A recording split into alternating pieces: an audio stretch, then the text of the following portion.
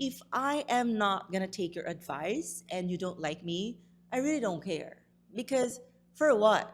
Right? Parang kung wala ka namang purpose sa buhay ko, why should I think of you?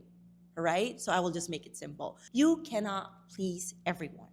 Naiisip ko pa lang na kailangan gusto ako ng lahat, ilang adjustments yung gagawin ko. Nasusuffocate na ako. Napapagod na ako na parang, okay, si person A ganito ang gusto, si person B ganyan, si person C ganito, si person D ganyan. San ka mag-a-adjust? 'Di ba?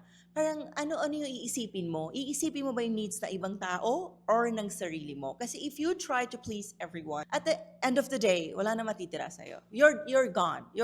Wala na. Emotionally, mentally, physically, dead ka na. Sa sobrang nakakapagod. Iniisip ko pa nga lang ang daming tao nun ang daming tao nakasurround sa akin. Clients, employees, kung sino-sino pa, di ba?